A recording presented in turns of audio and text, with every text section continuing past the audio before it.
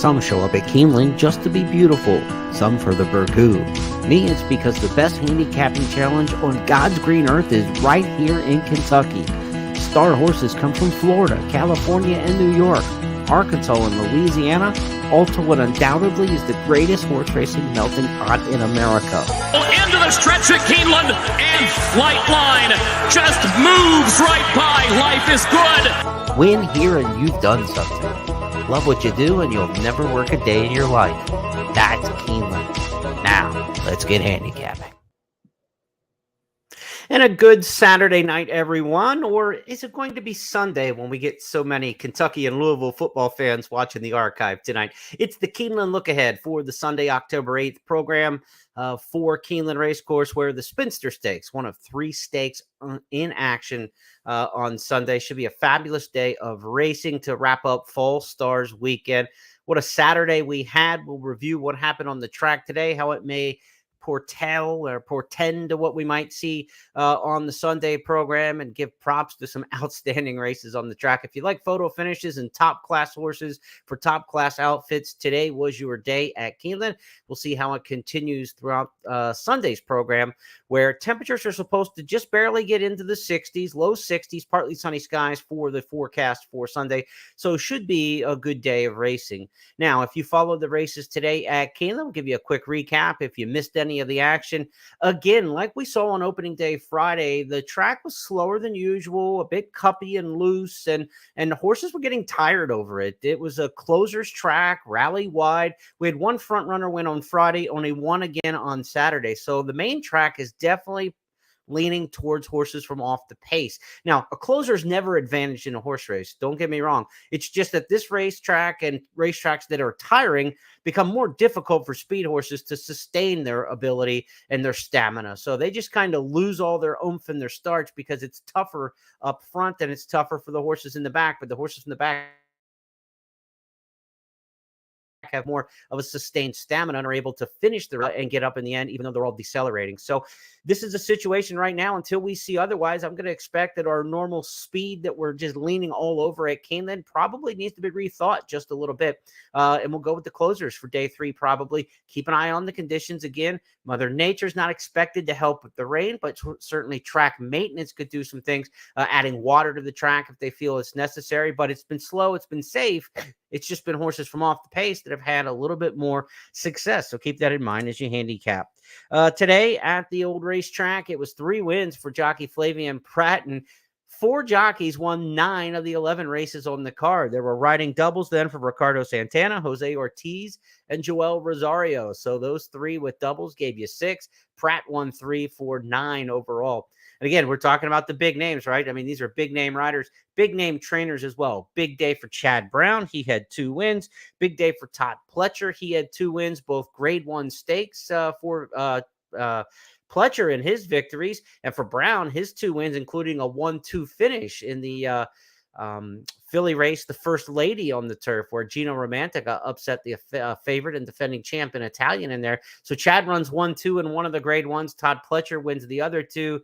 It's a big name as it gets in, the Midwest and the East. When Pletcher and Brown are bringing the A-listers in, they are taking notice, and they are the ones to beat right now. We'll see if it continues, because Pletcher's got one of the big fillies coming up next in Sunday's featured race, the Spinster Stakes. Of course, Pletcher on opening day Friday also won the Alcibiades with Candied. So what a weekend he's got. He's won the Futurity. He's won the Alcibiades. He's won the Keeneland Turf Mile today with Up to the Mark, and a fantastic performance. Those close finishes today were just throughout the card. The Thoroughbred Club of America for the sprinters, Ugiri and Wicked Halo, tremendous performance by those 2 there. In the Breeders' Futurity, it was the Wine Steward trying to hold off, locked and unable to do so, and a great throwdown in the stretch there. And then Up to the Mark and Master of the Seas, the 2 favorites in the main event in the grade 1, $1 million turf mile. What a performance those 2 put on, coming to the wire together. So that's the look at what we saw on Saturday and what we've seen so far this weekend. We expect horses from off the pace again to still have some success. Let's take a look at the big picture of how this Sunday card, it gets underway just after 1 o'clock, lines up for us.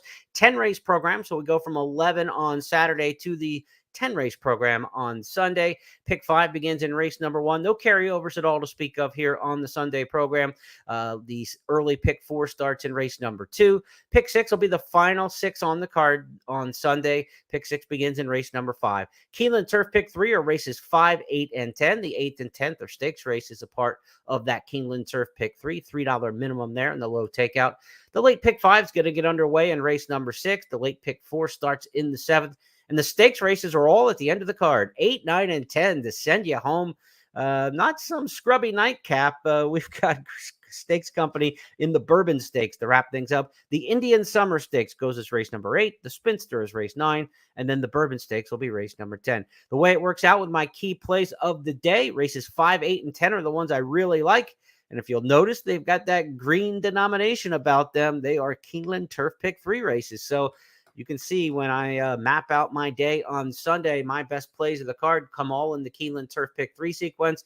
You know I'm going to get more involved in that wager than I would on some other days where I don't have a strong opinion on the turf races. I like those races, and we will see how it shakes out for us, and we'll go through each of those individual plays. But if we can get 2 of the 3 home, we stand a good chance of taking down the Keeneland Turf Pick 3 because we'll focus in on the main players and then work around them in some other possibilities. So we'll try to hit that ticket here on Sunday.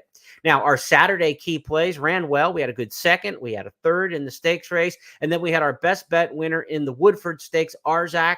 $25 mutual. That's what we need. 2 good winners on the card today, over $40, I believe, around in that ballpark of mutuals returned today. So good for the meet. Our third winner of the meet now and up in the plus category in terms of ROI after 2 days with a really nice return on a couple winners here on the Saturday card. So let's get to it for Sunday and get into our handicapping. To the handicapper selectors box we go for the first time tonight on the podcast. These are the picks on Keeneland.com and the handicappers consensus box where Scott Hazelton and Caton Bradar, your simulcast team for the meet, are there. Tom Leach, the voice of the Wildcats, as we record this podcast and go live with you.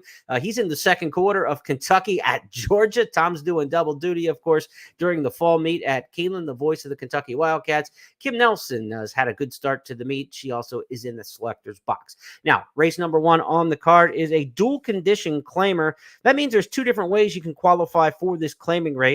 You can be a 3-year-old and up, which have never won 3 lifetime races, or you could be a 3-year-old taking on older horses, and it wouldn't matter how many victories you have. So in a dual condition claimer, just means there's 2 different ways to get into these races. Typically here at Keeneland in the fall meet, the dual condition claimers are a good place to look for the Churchill runners in here. They've had the most success. We don't have a lot from Churchill, though, to kind of hang your hat on in this particular spot, except number 5, Mohafeth, and that's where I'm going to lean in here.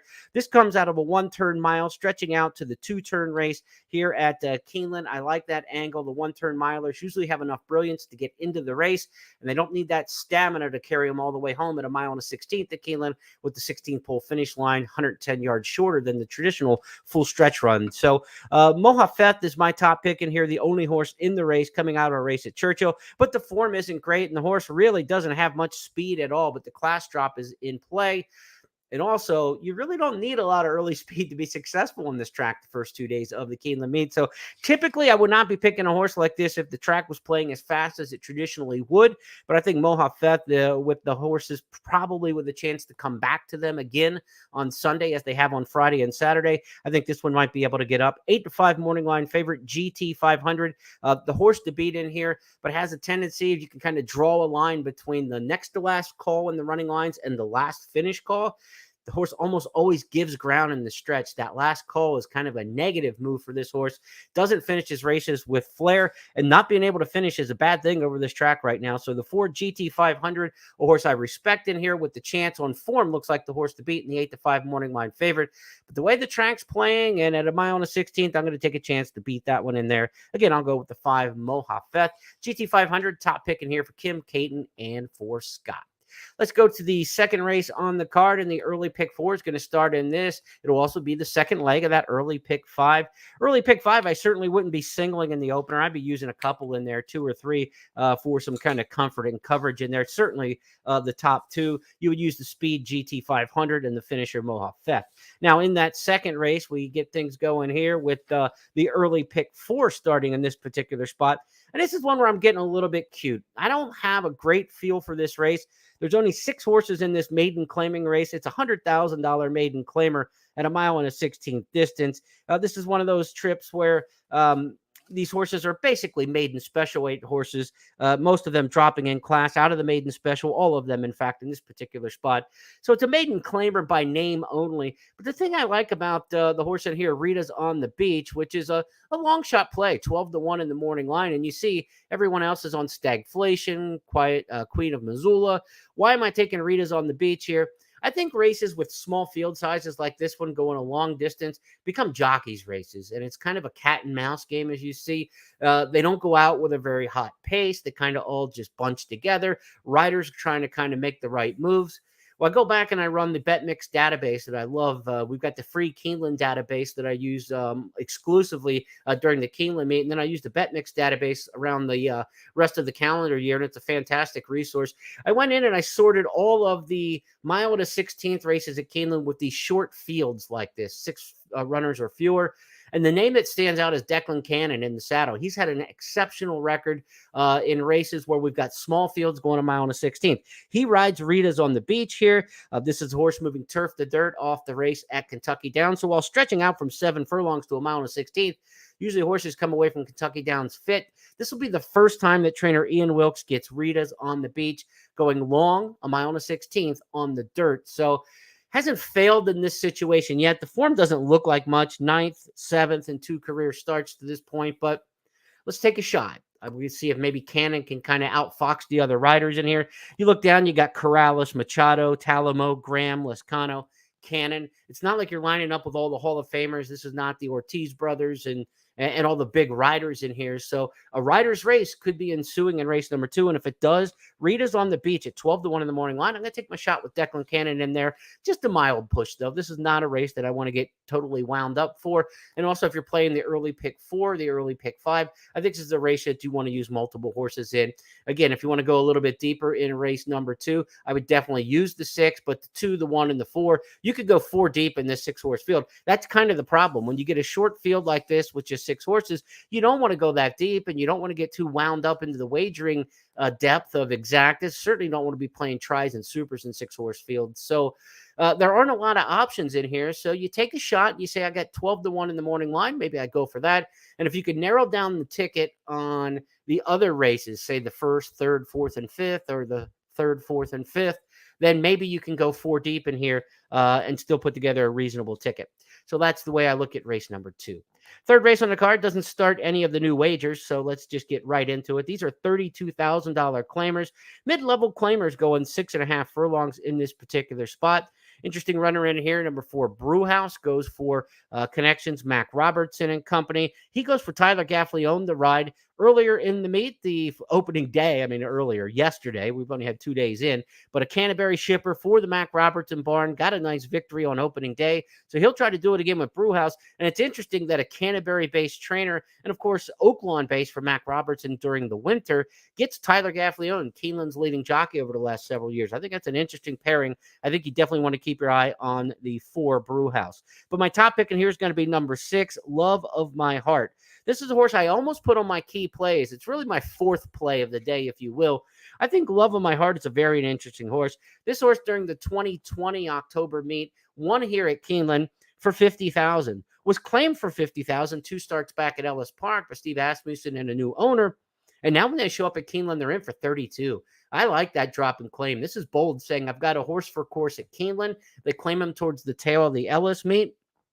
Get a chance here, or at the tail of the Churchill meet, and then they had the Ellis Summer. It was at Ellis Park where the claim was, but that's when they had moved the racing from Churchill to Ellis Park. Late June win at Ellis, or at the late June performance at Ellis, where they claimed this horse, and they knew they had Keeneland form for him because he had already won in the past, or her. She'd already won in the past at Keeneland. So I like they're sitting on a horse here that likes the course, takes the class drop. I think it's an aggressive placement trying to get a victory. Steve Asmussen with a very nice looking winner today on the card, named Booth. If you didn't see race number 11 on Saturday, look at that first-time starter by Matoli for Steve Asmussen, who looked fabulous. The only horse to win on the front end today on the main track was Booth, that impressive debut runner. So Asmussen had a good one live here on the Saturday card. Let's see what he's got with his first out of the box on Sunday with the 6 horse, Love My Heart. 6 and 4, definitely horses you want to consider in here. Number 3, Let's Be Clear, also coming off a victory last time out, but that was at Belterra Park. This is definitely going to be a little bit different kind of spot. But prior to that, this horse was running in Allowance Company at Ellis and at Indiana, Horseshoe Indianapolis at Oaklawn. The form's there for Chris Hartman. He's got off to a fairly good start at the meet too. And Hartman and Mitch Murrow, when they team up together, they've got a high percentage together over the years, 22% jockey trainer combo. So a couple different options you can go, but I'm going to go in the single route here. So we can afford to go 4 deep in race number 2 because we're going to single here with the 6, Love of My Heart, but definitely respecting here for the 4 and the 3. And the 2, Choctaw Bingo, is everybody else's pick. I just wrote the words usable next to this horse. Coming off a second place finish last time for $25,000 at Churchill, takes the step up in class. I'm kind of curious. All the handicappers in this race are all around Choctaw Bingo. I thought the horse was usable, but I did not think this was the clear top choice. This is a runner who's, in it a lot of seconds, a lot of thirds, did win by a nose at Ellis 2 starts back, going this 6.5 furlong trip. We shall see. 1 career start at Keeneland on the dirt, finished off the board for Choctaw Bingo. So interesting. If you like Choctaw Bingo, 3-1 in the morning line, when 4 of the 5 public handicappers like this horse, that's one of the reasons we show you the Keeneland Handicapper Selectors box, because 4 handicappers all like this horse, 3-1 in the morning line, and that's not even the morning line favored, but that tells you third choice Choctaw Bingo at 3-1 in the morning line. Chances are 4 out of 5 handicappers are on this horse. That's going to be the public following along, not because the handicappers thought that, but just if that many handicappers saw the same things, the public will see the same things as well often. So I expect Choctaw Bingo to be lower than that 3-1 morning line, which could help our price on 5-2 on Love of My Heart in the morning line. So maybe we'll get a better price. I'm singling Love of My Heart. I'm going against the flow. When they zig, we zag. That's what you hope to do here. That's what we got in the selectors box in race number 3. 4th race up next on the program, that is a maiden claimer, mile and a 16 for $40,000 here. We had that maiden claimer $100,000 where they were all maiden special weight droppers. This is more of a traditional maiden claiming kind of look and field in race number 4 for just the $40,000 tag. Let's see who we've got picked in this spot amongst the public handicappers. Collected Success, 4 of the 5 handicappers, all on this Brad Cox trainee. He's got a high percentage when he drops the maiden special to maiden claiming. And here at Keeneland, Flavian Pratt rides the 6-5 morning line favorite. I expect this one to punch him out easy off a debut 3rd place finish. When Brad Cox debuts horses at Horseshoe Indianapolis, don't worry about that. He's got a nice percentage with those horses coming back next time out. So it's not a place where he puts horses that can't necessarily run. He usually runs horses at Horseshoe Indianapolis who need to run a longer distance. What I've noticed with his horses over the years, it's not the sprint types that he sends to Horseshoe Indy. They may not be as brilliant and fast enough to win maiden races, say, in Kentucky or in New York. So he's sending horses that need some distance to go to Horseshoe Indianapolis, but so often they turn out to be fairly decent. Now, the fact that he's dropping Collected Success in for $40,000 in the second career start doesn't give you the indication that they think this is going to be a good horse. They wouldn't offer up for 40 after just 1 career start. But Collected Success should be good enough to beat this field. 6-5 in the morning line. This is a short price. I don't pick many short prices on top. I try to beat them as many chances as I can. But with Pratt coming off 3 wins on the day today, great post position in the 2-hole to go a mile and a 16. It's going to be very tough to beat. I don't see a great gamble in this race, and it's another single. This is a single a lot of people are going to have, but we kind of go through a couple horses in the opener, 4 deep in the second, single in the 3rd, single in the 4th. You can start to see that the early pick 5 is interesting here when you got back-to-back singles, and one of them will not be the favorite in race number 3 in all likelihood. So we get a chance here to play a pick 4 and a pick 5 early in the day for not that many combinations. Now, that doesn't mean that you got to play a cheap ticket, and it doesn't mean you're trying to be cheap. You just have fewer combinations that you think need covered. So if you normally put $40, $50 into a pick 4 or a pick 5, then it only comes up with 10 combinations. Play it 4 or 5 times and spend your 40, 50 that way. And then when you hit the pick 4 or pick 5, maybe it pays $200, but you got it 4 or 5 times. Next thing you know, you're cashing for $800, $1,000. And you didn't have to get any crazy prices in there to get $1,000 return because you had enough weight on your opinions. So this is the kind of pick 4, pick 5 in the opening part of this card that I think we can hit for not that big of an investment. To the 5th race we go, and this is going to be the first of my plays of the day. We're going to ride the Todd Pletcher wave. We talked about Pletcher winning 2 grade 1s here on Saturday, on Saturday. Also won the grade 2 Alcibiades on Friday. He's got Hidden Path in this race, and I love the little turn back in trip right here because I think there's some speed in this race. I think the 1-horse Super Quest is really fast. 4 starts for this one to the lead, and daylight leads in all 4 of them. I think the 3 Crocodile Hunter, the 4 No Nay Hudson can press. So this is a situation in race number 5 where I think Hidden Path is going to get a beautiful trip cutting back in distance here. Irad Ortiz riding for Todd Pletcher. This one should handle the turf here at Keeneland just fine. Has run well on the turf at Churchill, ran decent enough at Ellis and Stakes Company, and ran decent enough in Kentucky Downs. So takes the course with him.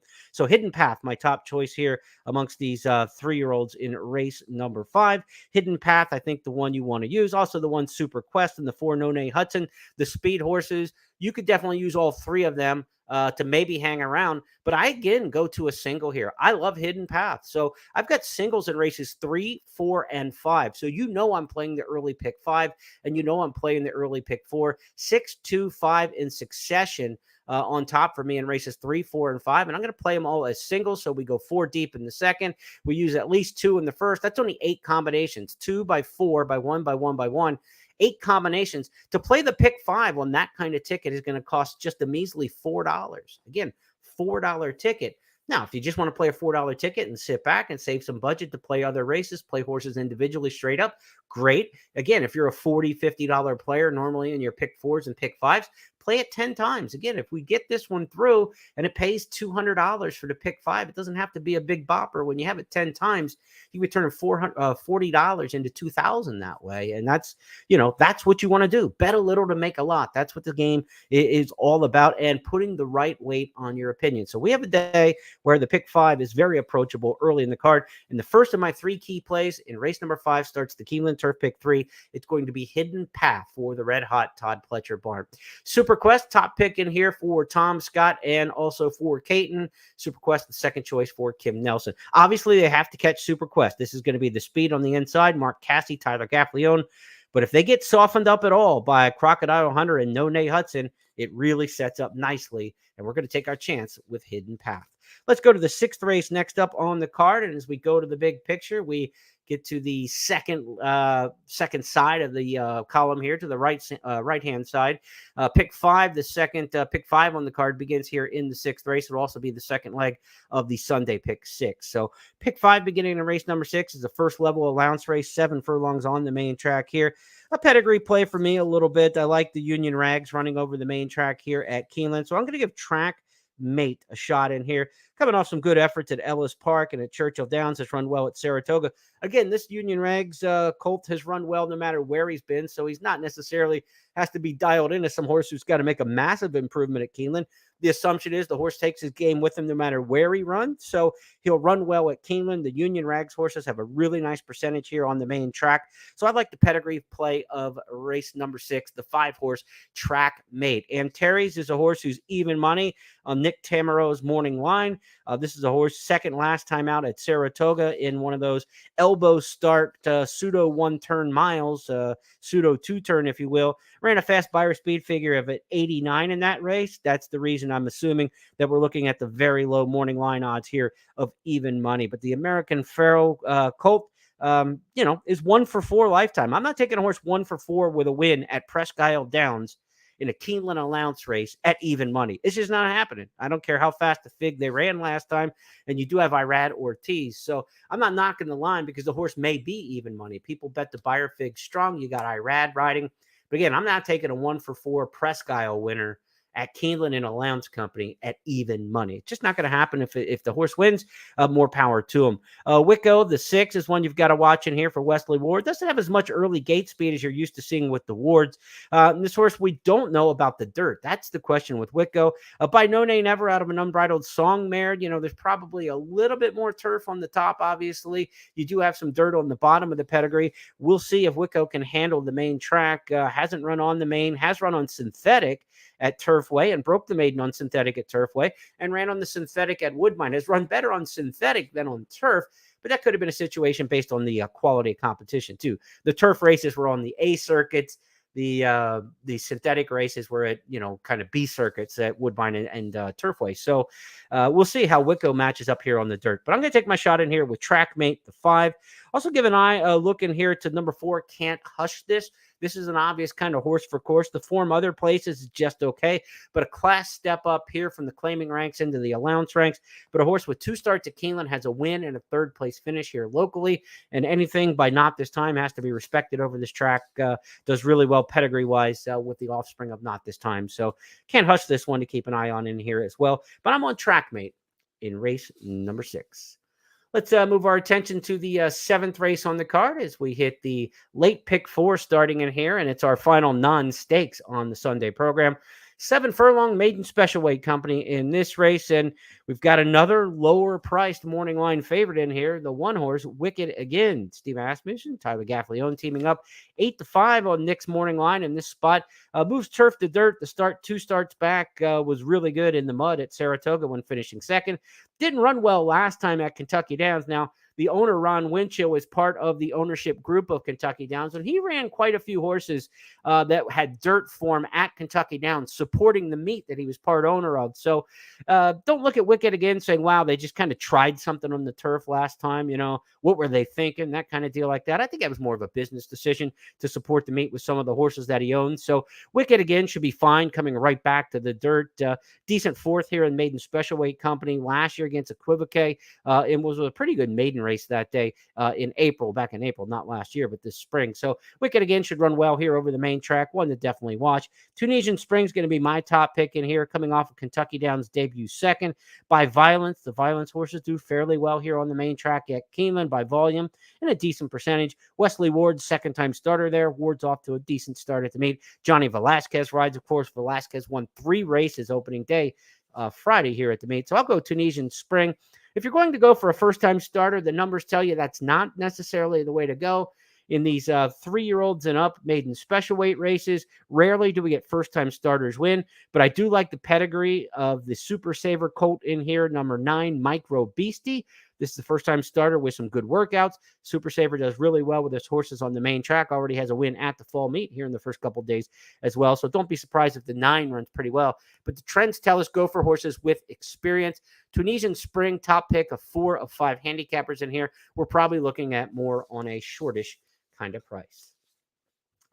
Let's go to our first of 3 stakes races and our second key play of the day. We're going to try to take the candy in here with number 5, Candy Maker. Well drawn in post number 5 in this turf sprint.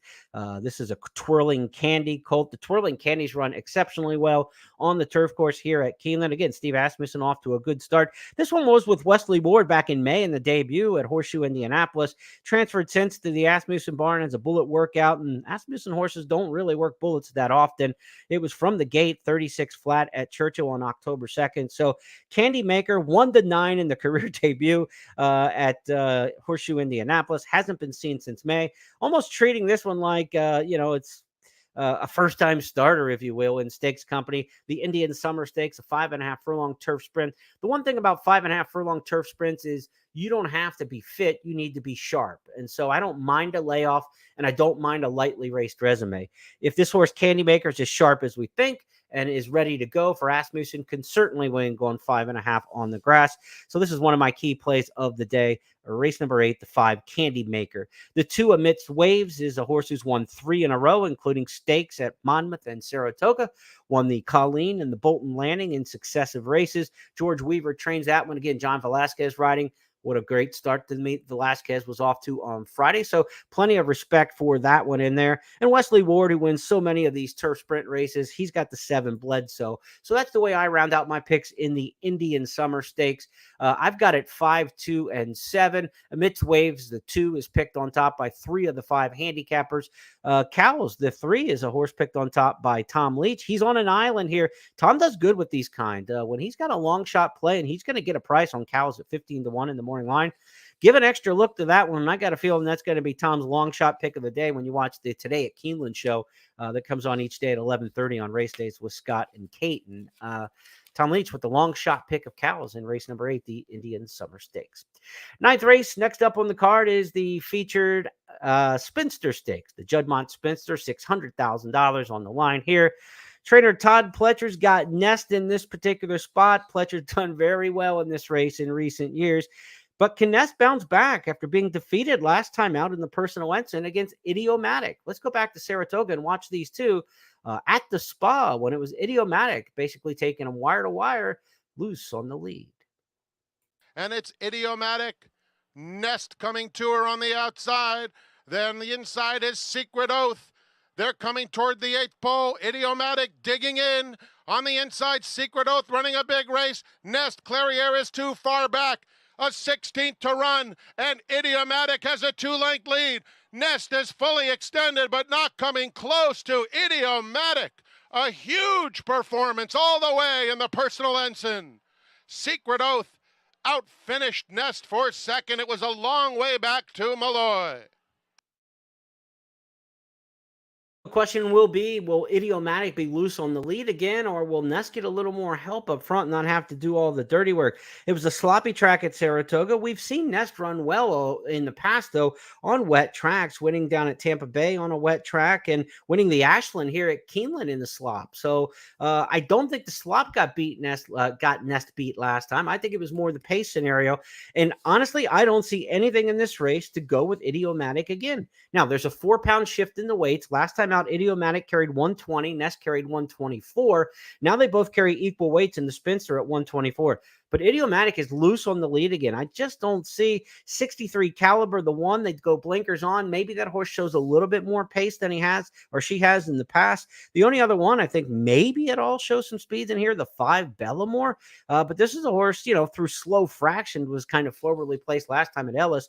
Not in the same league as Idiomatic if they want to go to the front with that one. So I think the strategy for an aggressive early pilot with speed horses like Florent Giroux is going to be put Idiomatic on the lead again. And I think she beats Nest. I think they run 1-2 again in a pretty simple to deduce race. La Davida is the probably third best choice in here, but I'm not looking for a split in the exacta. I think they run 1-2. Idiomatic the 2 over Nest the 3. And as we look across, it's a 2-horse race. Everybody's got the 2 or 3 on top, and then a couple different choices who you might want to run in there third. Now, if you're playing the late pick 4 and the late pick 5, do you want to go too deep in here, or do you want to single? When you get to the situation where you've got to make your play on the pick 5, it's going to start in race number 6. And then race number 7 is going to start the late pick 4. So by that point in the day, you're going to know, is speed still collapsing or horses on the front end getting tired? If we get to the point in the day where speed's still not holding and it's time to play your pick 5 or pick 4 ticket, then don't single Idiomatic. Go ahead and use both of them. But even if a track's a little bit demanding and a little bit biased and that sort of thing, a good horse like this in a grade 1 stake should be able to overcome that.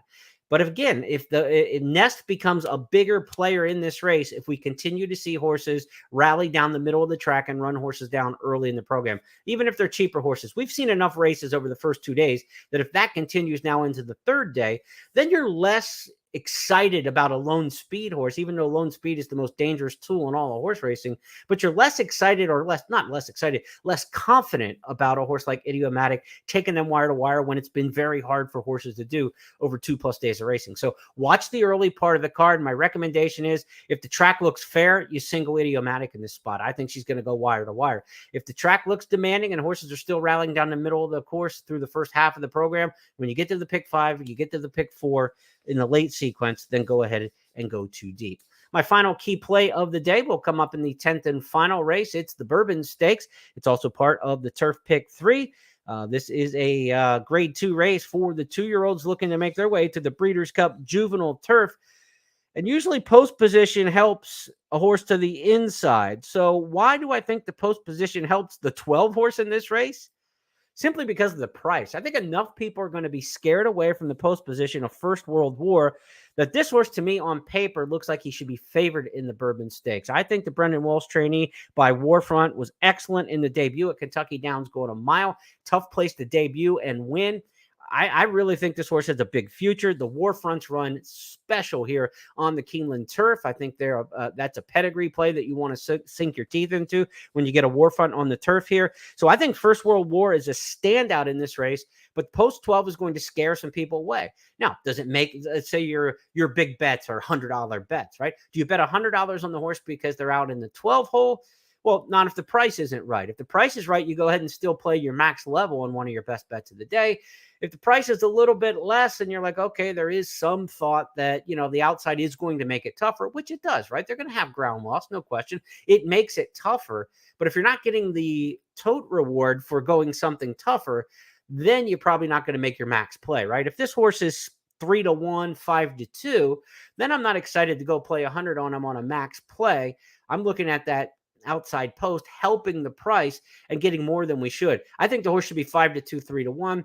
If this horse goes up 7-2, 4-1, 5-1, then it's a max play for me. I like First World War in the Bourbon Stakes. Others in here, you've got to watch the 2 Gorilla Tech. I think a horse who got no pace help at all when rallying to run second in their career debut for Phil Bauer. Bauer had a big winner already. He won the Jessamine Stakes from last to first with a horse that looks a lot on paper like Gorilla Tech. So he's rolling with these kind of closers in the 2-year-old ranks on the turf. Maybe he sweeps the weekend after winning the Jessamine. He'll have Gorilla Tech here in the Bourbon, one you want to keep an eye on.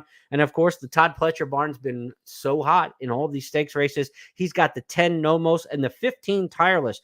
Tireless is another one I think you want to keep an eye on. If that 15 draws in off the also eligible list, I think very live in here in the second career start off a maiden second place finish at Kentucky Downs. So coming out of the same race behind First World War. So I like First World War, a 2-length winner over Tireless in that race at Kentucky Downs. If Tireless gets into the race, that's one I want to look at as well. And again, would have to be on the outside, drawing in off the also eligible list. Let's see what the other handicappers have in the Bourbon Stakes as we wrap things up here on the Keeneland Look Ahead podcast. First World War, also the top pick for Tom Leach. We're the only two taking the 12 hole in this spot. Depiction, Gorilla Trek, and Noted also top picks in here. So 5 handicappers, 4 different horses picked on top. Maybe we'll get that price that we're looking for. First World War, 6-1 in the morning line. Again, anything 7-2, 4-1 or up, I'm all in on that. I will take it because I think this horse should be the 5-2, 3-1 favorite. But the outside post, hopefully, will help us with the price. If you want daily handicapping information sent to your email inbox, be sure to sign up for my Substack. Jeremy Plonk, all one word, no spaces. JeremyPlonk.substack.com and sign up for the free email information. Some of the blog information that I posted at Keeneland.com. My daily selections come through there during the Keeneland meet. And then we'll also have some other handicapping information for racing meets around the country as the weeks go on. So be sure to check that out, Substack, where you can get my email newsletter sent to you each and every day. We hope to catch you back here on Tuesday night for the next edition of the Keeneland Look Ahead when we take a look at Week 2's opener, the Wednesday card. Again, 8:30 Eastern is the premier live stream of the Keeneland Look Ahead each and every night before the next day's racing. You can catch it on YouTube at Keeneland Official and on X, the artist formerly known as Twitter, at Keeneland Racing. Also streams on @BetKeeneland and on my channel on X at Horseplayer Now. On behalf of everybody at Keeneland, Horseplayer Now, I'm Jeremy Plonk. Hope you have a great weekend. Good luck to the Cats and the Cardinals who are in action tonight. So I know a lot of you are not watching live, but will be watching on the archives of the Keeneland Look Ahead for Sunday. That's all right. That's why we do it this way. Catch it live, catch it in the archives. Either way, be sure to like and share if you're watching on YouTube. And, of course, give us a retweet and a repost on X and Twitter as you watch the show. Thanks a lot, everybody. We'll talk to you Tuesday night.